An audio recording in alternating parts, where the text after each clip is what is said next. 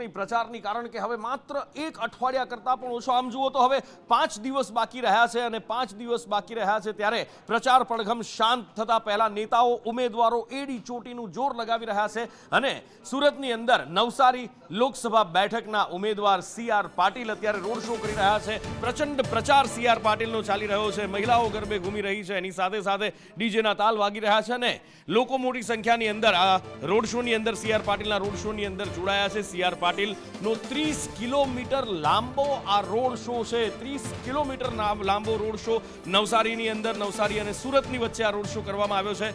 Road શોમાં ઠેર ઠેર પાટીલનું સ્વાગત પણ કરવામાં આવ્યું છે। CR પાટીલ 2019ની ચૂંટણીમાં દેશમાં સૌથી વધુ લીડથી જીતનાર સાંસદ હતા। 6,86,000ની આસપાસ તેમની લીડ રહી હતી, દેશમાં સૌથી વધારે લીડ સાથે તેઓ જીત્યા હતા। નૈશદ દેસાઈ તેમની સામે અત્યારે ચૂંટણી લડી રહ્યા છે અને અત્યારે CR પાટીલનો રોડ શો 30 કિલોમીટર લાંબો રોડ શો। રાકેશભાઈ, કેવો માહોલ લાગી રહ્યો છે?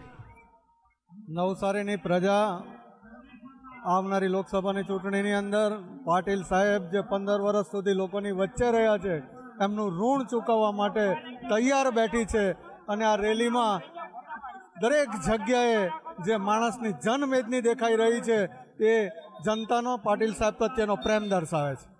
બિલકુલ, તો જે રીતે નવસારીના ધારાસભ્ય શ્રી રાકેશ દેસાઈ જણાવી રહ્યા હતા તે પ્રમાણે અહીંયા ખૂબ જ સારો માહોલ જોવા મળી રહ્યો છે અને CR પાટીલનો ભવ્ય રોડ શો જે છે એ લગભગ 30 કિલોમીટર લાંબા વિસ્તારની અંદર આ રોડ શોનું આયોજન કરવામાં આવ્યું છે।